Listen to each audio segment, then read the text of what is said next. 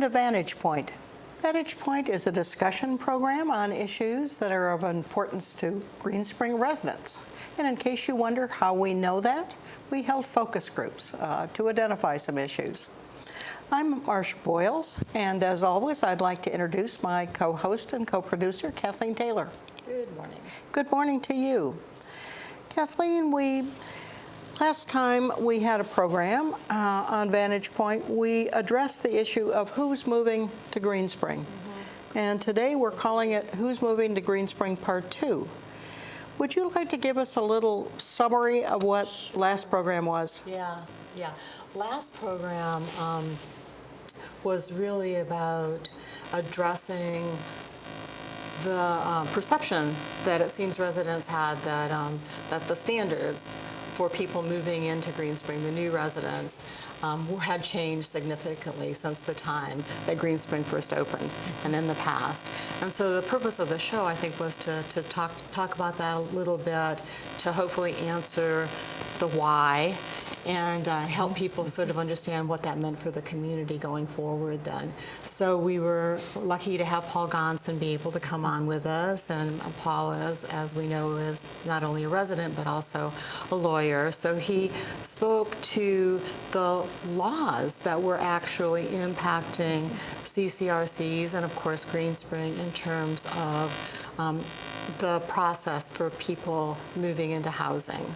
Those were the Americans with Disabilities Act and the Fair Housing Act. So he did a fantastic job of really educating us on those laws. And then we had a really nice discussion about how implementing those laws in a fair way into our processes here on the community to make sure that we were not discriminating, certainly against people that might need accommodations in their living, might impact the community as well. So I think we did fairly well. I know you and I both got some really good feedback from the residents about what they heard and what they learned. I thought was really, really good. I think more feedback from that show than from any of our other shows. So yes, I think it really did create a lot of interest in this topic. You know, it reminds me when you use the term CCRC that we probably should tell folks what a CCRC is. Most folks know, I think, but just as a reminder. Right. CCRC is Continuing Care Retirement Community, and what that means is that there's a full continuum of care for residents coming into this setting. So they have, through their lives, as needed, they would have access to independent living, assisted living, or nursing care. And the point or the goal is for residents to, once they move here, to not ever have to leave to go to a different level of care. Okay, thanks. Well, today our show, as I indicated, is going to be a continuation of this same topic. And we're going to start with the perceptions that we have heard from residents about the current situation with residents. And then we're going to move at the end to both the newcomers profile and also then to possible future, the way the future population will look in a CCRC, such as Green Spring. Right. So, Kathleen, with that, do you want to start with what perceptions we're hearing? Yeah, well, one thing we hear a lot is the residents living here now are much older than they've ever been before. And I would tend to think that that might be true. So what did you find out? Well, I just happen to have the facts just sitting right here, as a matter of fact. And the answer to that is no, that is absolutely not true. In the past six years, between 2010 and 2016, the average age of residents really has stabilized here at Green Spring. It's right around 85.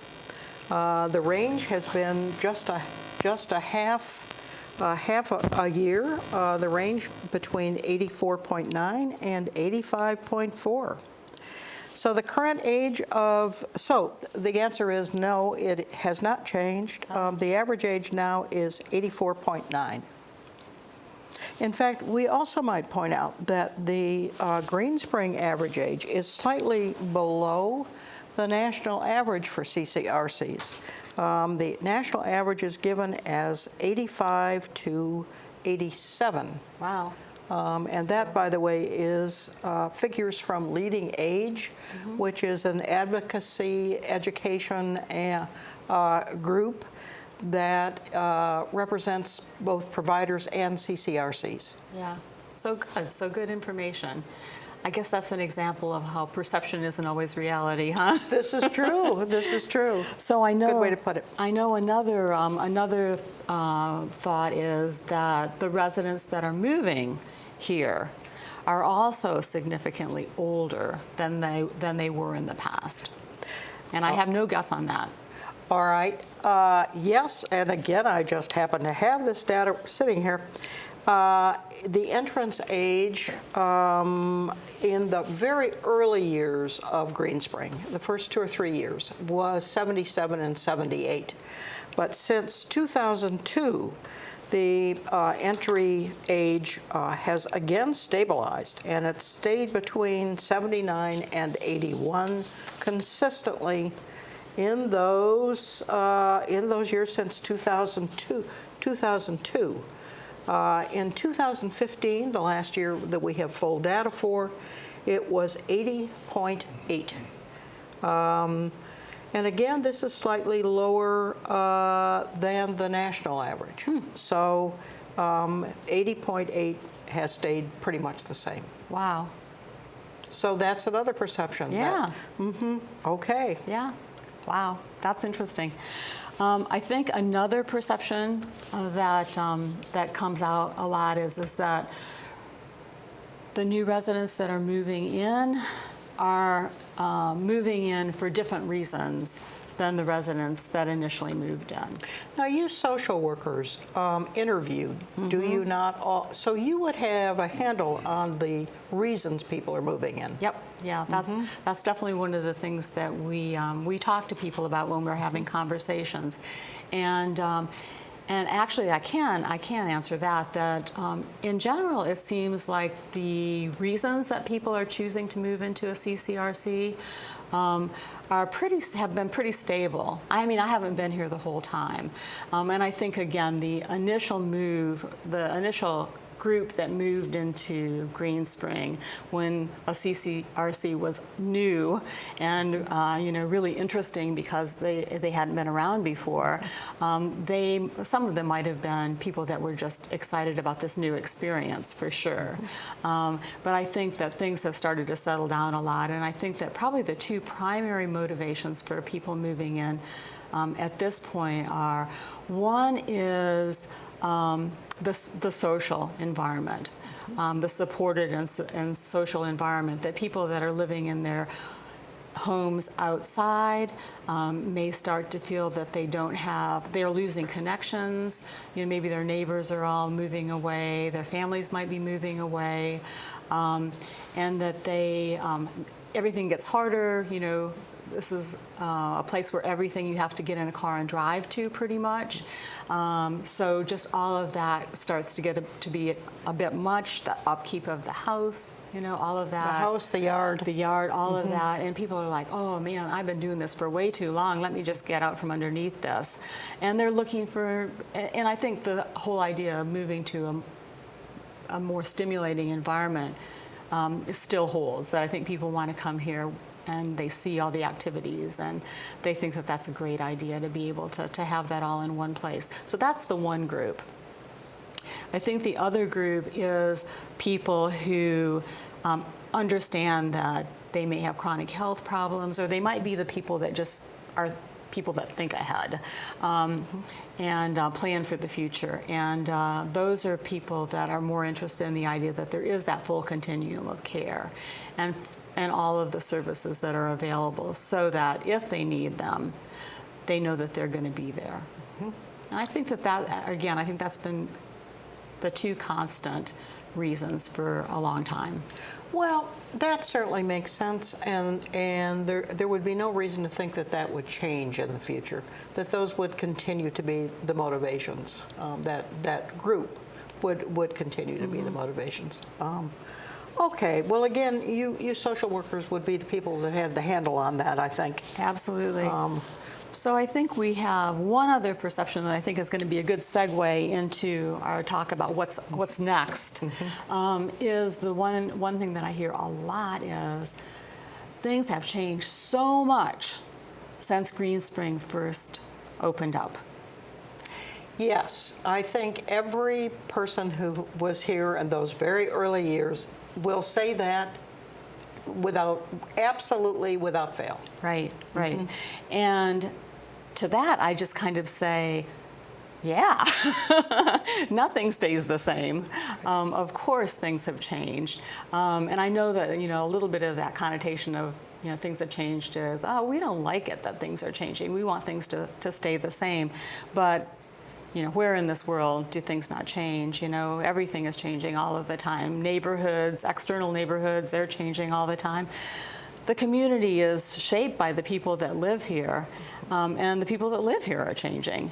So I think that really speaks to just how, since change is a constant, we need to be able to try to figure out our relationship with change and not be uncomfortable by change. I think you had talked about the idea that sometimes change seems unsettling. It is unsettling, I think, often. It can be even threatening a little bit. Yes, I think a lot of us as we get older would prefer not to have as much change. But I suspect some of us never want to change. Right. I think, I think that, coming to Green Spring, you go, oh, okay, everything's good now. Everything's going to be. I think you think of it as a very stable place. Nice and settled. Exactly. But, much as we'd like to create that bubble, right, we're really not able to do that. Right. I think we were going to show a table of the. We are. Exactly. At this point, let's take a look at our current population of residents in terms of their age distribution. And we have a chart that I think we can show. Yep. All right. This was a little bit surprising to me when I pulled this up, Kathleen, and you and I have talked about this. One of the things that is just really astonishing and quite lovely, I think, is the fact that we have 8 people, 100 and over, and 98 people over 95, or 95 and older. Now, in looking at this, you can see that the largest group is between 85 and 94, and the next largest group is between 75 and 84. And let's talk a little bit about what this looks like in terms of characteristics. These two, the largest groups, again from the age of about 70 up through 100 and whatever, are of 2 generations. The oldest are what's called the greatest generation, as we all know. And the so-called silent generation are those who came of age in the 40s and 50s. So these predominate in terms of the numbers here at Green Spring. Some of the characteristics that have been ascribed to these generations, certainly that at least the greatest generation, is that security, financial primarily, but all kinds of security, tends to be the predominant characteristic in terms of their desires. Also, they tend to be rule followers as a group. And again, now we're generalizing here, but as a group, they also tend not to be complainers, which is really quite lovely to be living around, I think. So those are the general characteristics. Before we talk about the newcomers, is there anything you want to say about that age group? Yeah, well, one thing that I think we're seeing definitely is the fact that people are living longer. That Good we point. have over 100 people in independent living, that's exclusive of Yes, who's in yes, Garden Ridge. yes. Over the 100 people over the age of 95, Right. 100 plus people. And so we know people are living longer. And that's a good thing. What's the average age of death these days? Oh man, I think we've gone back and forth on that. We I think we said have. 82, around 82. Yeah, 82, 83, I Yeah. think that's right. Uh-huh. Yeah, so I mean, all of our residents have, already hit that marker, and most of our residents have hit that marker and passed Right, it. right. Yeah, so I think and I think we talk about that in terms of, the fact that as people have more longevity, they are, going to be continuing to want to challenge themselves and be able to have good quality of life, not just length of life, but quality of life. Right. People are living longer and in better shape. I think that combination. Yeah, that's the ideal. That's the ideal. And then I think another thing is that our residents, since we do have older residents in independent living, they're choosing to age in place. We have the full continuum of care, but it's not an automatic that people are sort of marching through those levels of care in some kind of a predictable way. People are choosing to stay in their apartments with services, and so the whole concept of aging in place is impacting our CCRCs just as it is out in the outside world, where people are choosing to retrofit their homes and bring in services rather than moving to another facility. So there's a lot of change there too as well. One of the articles that I read recently predicted that the number of folks, particularly baby boomers, who will retrofit their homes and also adapt technology to monitor their health status and to augment any deficiencies is probably going to peak in another 5 years or so and then remain constant.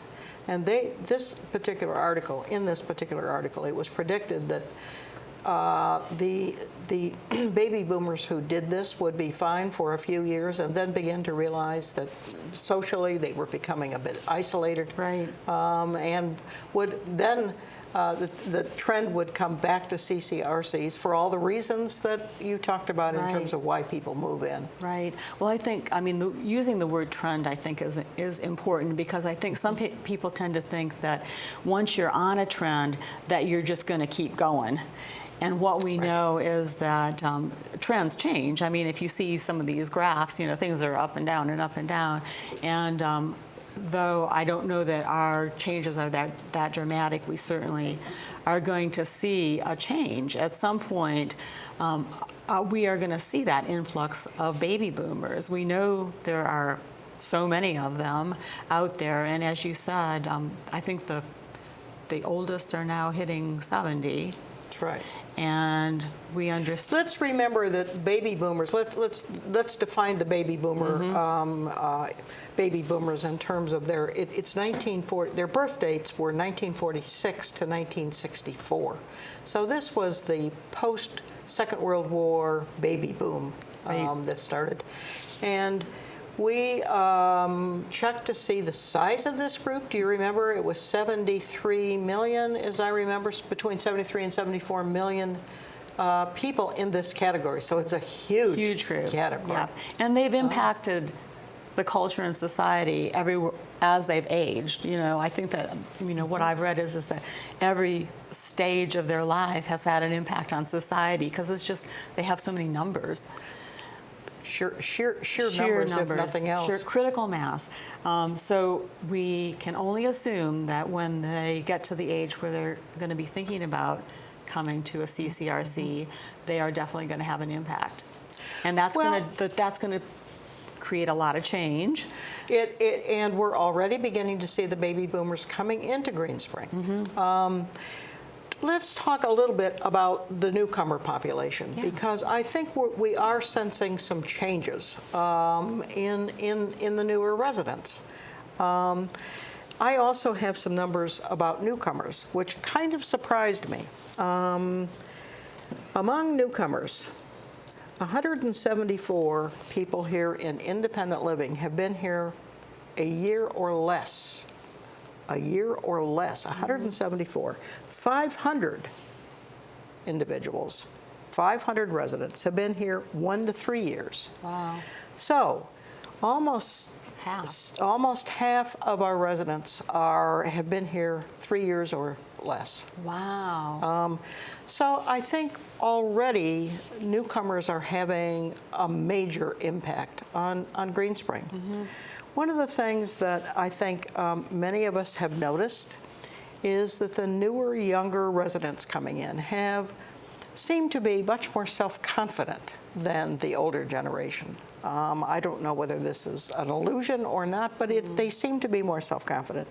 Certainly they are more tech-savvy than the older generation.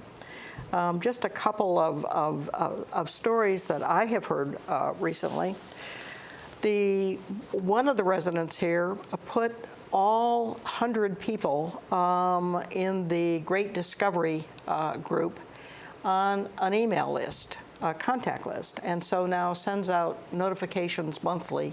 And apparently it has greatly increased the number of folks who are attending that. And I've also seen this with the environmentalist group, that there's a new contact list. So I think, and we also, of course, see folks with smartphones sitting in the dining rooms and in the hallways. And that's new. I know, that's what I hear from people, like they have the little press alerts, that people used to get. And now people are like, I just keep my smartphone with me all the time, so I'm good. Oh, is that right? Instead of the pendants? Yeah, so the technology is definitely making a difference, for sure. Yes. And I think an example of definitely driving changes here is that I think we got our Wi-Fi set up just in the nick of time because, there would have been a big uproar if we hadn't been able to get that in place with the new residents. Green Spring would have been far less attractive. Absolutely. Not only the Wi-Fi, but also getting the cell phone situation. That huge. Was really a hassle. Huge. So definitely those are examples of the expectations that people are going to have coming in. They're not going to give up the amenities that they had in their private homes. Exactly. Exactly right. Let me turn now. Anyway, it's a huge group of people that are now new residents. And let's talk a little bit, as you were indicating here, about this new baby boomer generation. This is the first generation who have had parents in CCRCs. And the salespeople say that absolutely the fact that they've had parents in CCRCs makes them attractive and a known quantity to some of the new residents. They've actually seen the benefits. Apparently so. Makes sense. One of the surveys that I think both of us saw was the fact that one of the figures was that 71% of those with parents in CCRCs say that they would be interested in looking at a CCRC for themselves.